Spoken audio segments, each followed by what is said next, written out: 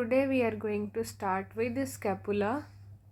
Now it is also called as shoulder blade, that is Latin term for scapula is shoulder blade. It ossifies from one primary center and 7 secondary centers. Now this is the diagram of scapula. Here we can see that this is lateral border, medial border, and this is the main thing, that is glenoid cavity which forms shoulder joint with humerus. This is coracoid process and this is acromion process. These all are bony features of scapula. Now next is some tricks for some of the muscles of scapula. Firstly, this is A diagram is anterior view, B is posterior view. Now serratus anterior. Anterior means anterior view. So we can learn from this that serratus anterior lies anteriorly. Next is in this, here we can see these muscles are difficult to remember that on which side these lie.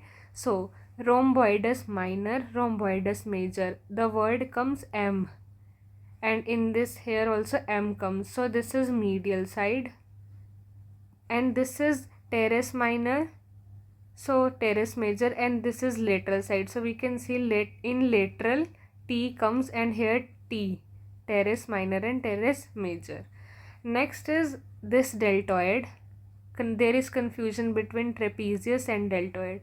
So if we remember any one of them, we can easily remember another one. So deltoid is down, that is D and D. Trapezius is up and deltoid is downward. So downwards is deltoid. This is the trick for remembering this muscle. Next is clinical anatomy for scapula. First is the most important one, winging of scapula.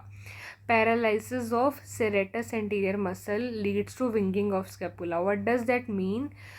Medial border is prominent, that is arm cannot be abducted beyond 90 degree. If this is our arm, this is our body, so abduction will be this. So arm cannot be abducted beyond 90 degree. This will be the 90 degree for the body. This will be the 90 degree. So arm cannot be abducted upwards. So that is winging of scapula, that is paralysis of serratus anterior muscle. Here we can see this is winging of scapula, that is medial border becomes prominent. This is normal scapula and this is winging of scapula.